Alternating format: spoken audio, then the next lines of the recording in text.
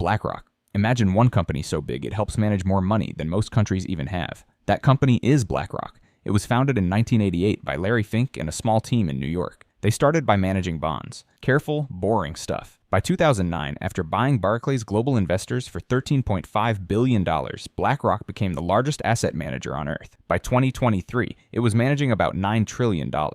That is a trillion with a T. Then came September 15, 2008. Lehman Brothers collapsed. The U.S. government immediately hired BlackRock to manage toxic assets from Bear Stearns and AIG. By 2010, nearly 6 million American families had lost their homes. BlackRock's assets under management climbed from about $1.3 trillion in 2008 to $3.8 trillion by 2012. While families were losing homes, the value of the mortgage bonds tied to those homes was being bought at steep discounts by large investment funds. Firms like BlackRock managed money that purchased that debt. The houses were foreclosed. The loans were resold. The system did not disappear. It simply changed owners.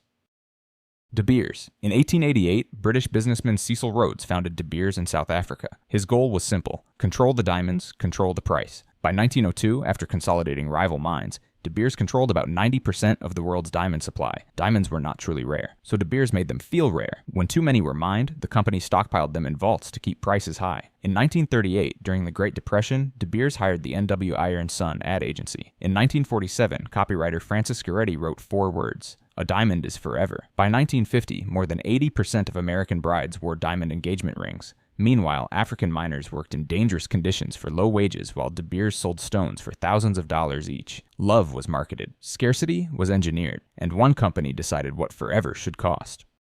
Massey Energy. In 1920, Atom Massey Coal Company was founded in Virginia. Decades later, it grew into Massey Energy, one of America's largest coal producers. By 2009, it employed about 5,000 workers and produced 40 million tons of coal a year. Its CEO was Don Blankenship. He pushed production hard. Miners later said safety warnings were often ignored to keep coal moving. On April 5, 2010, an explosion ripped through the Upper Big Branch mine in West Virginia. 29 miners were killed. It was the deadliest U.S. coal mining disaster in 40 years. Federal investigators found the blast was caused by methane gas and coal dust, conditions linked to safety violations. Massey had received hundreds of citations in the years before. In 2011, Massey was sold to Alpha Natural Resources for $7.1 billion.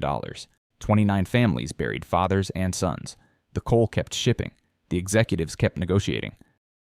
DuPont. In 1802, Eleuthère Irénée DuPont founded DuPont as a gunpowder company in Delaware. Over time, it became a chemical giant. Nylon, Teflon, paints, plastics. You name it, they got it. In 1938, DuPont scientist Roy Plunkett accidentally discovered Teflon, later used in nonstick pans. It seemed harmless, heat-resistant, miracle coating. But inside DuPont's Washington Works plant in West Virginia, another chemical was used for decades. PFOA, also called C8.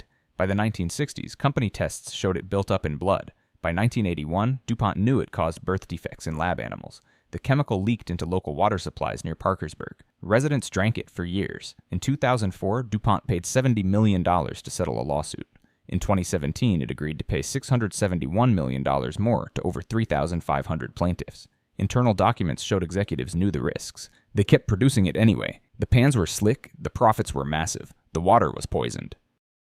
ExxonMobil. In 1870, John D. Rockefeller built Standard Oil. After it was broken up in 1911, one descendant became Exxon, later ExxonMobil. By 1977, Exxon's own senior scientist, James Black, warned executives that burning fossil fuels would warm the planet. In 1982, internal company models projected temperature rise with surprising accuracy. Executives knew. Publicly, the message was different. In the late 1980s and 1990s, Exxon funded groups that questioned climate science. In 1998, an internal memo outlined plans to emphasize uncertainty. The public debate slowed. Regulations stalled. Meanwhile, oil production expanded. In 2022, ExxonMobil reported $55.7 billion in profit, the largest in its history.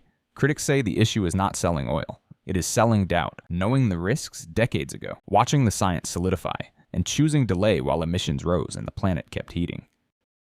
Purdue Pharma. In 1892, the Purdue Frederick Company was founded in New York. A century later, reorganized as Purdue Pharma, it would launch a drug that changed America. In 1996, under executives Richard Sackler and his family, Purdue introduced OxyContin. The company claimed the opioid painkiller was less addictive because of its time-release formula. Sales representatives were told to reassure doctors it was safe. Internal records later showed Purdue knew the drug could be abused. As prescriptions surged, so did addiction. By the early 2000s, OxyContin was generating billions in revenue. In 2007, Purdue and 3 executives pleaded guilty to misleading the public and paid $634 million in fines. By 2019, the opioid crisis had contributed to hundreds of thousands of overdose deaths in the United States. The pills were legal, the marketing was aggressive, but the consequences were devastating. Chiquita Brands International. In 1899, the United Fruit Company was formed. Decades later, it became Chiquita Brands International, a giant in the banana trade across Latin America, but its influence went far beyond fruit. In 1954, United Fruit lobbied the U.S. government, claiming Guatemala's president, Jacobo Arbenz, threatened American business. The CIA backed a coup that removed him. The company's land remained untouched. The country entered decades of instability. Years later, in Colombia, Chiquita secretly paid armed groups to protect its operations. Between 1997 and 2004, the company paid about $1.7 million to the AUC, a paramilitary organization later designated a terrorist group by the United States. In 2007, Chiquita pleaded guilty and paid a $25 million fine. Bananas were cheap in American supermarkets. In the fields where they were grown, violence was another cost of doing business. Bayer. In 1863, Bayer was founded in Germany. It became famous for aspirin, but its history is darker. During World War II, Bayer was part of IG Farben. At Auschwitz, IG Farben built a factory using forced labor. Prisoners were worked to death. Company doctors conducted drug experiments on inmates without consent. After the war, in 1947, several IG Farben executives were convicted of war crimes. Decades later, another scandal surfaced. In the early 1980s, Bayer sold a blood clotting product called Factor VIII to treat hemophilia. By 1984, the company knew some batches were contaminated with HIV. Heated, safer versions were introduced in the United States and Europe. Unsold older stock was shipped to parts of Asia and Latin America. Thousands of hemophiliacs were infected worldwide. But Bayer's darkest chapter did not begin in a laboratory. It began when it became part of a chemical empire. IG Farben. In 1925, several German chemical companies merged to form IG Farben. It became one of the largest chemical corporations in the world. It made dyes, pharmaceuticals, and industrial chemicals. When Adolf Hitler rose to power in 1933, IG Farben worked closely with the Nazi government. The company produced synthetic fuel and rubber that helped power Germany's war machine. It also manufactured Zyklon B, the gas used in Nazi extermination camps. In 1941, IG built a massive factory next to Auschwitz. Prisoners from the camp were forced to work there. Tens of thousands died from exhaustion, starvation, and abuse. After World War II, in 1947, 24 IG Farben executives were put on trial. 13 were convicted of war crimes. The company was broken up in 1951. It did not just follow orders. It built factories beside death camps and made profit from them. British East India Company.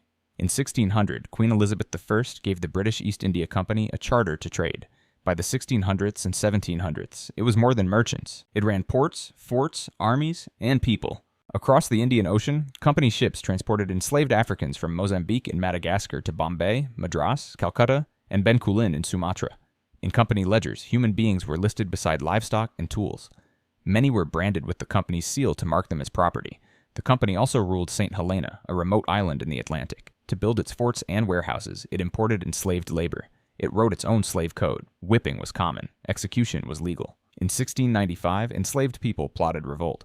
The company crushed it and executed the leaders publicly. It was not just trading spices. It was trading lives.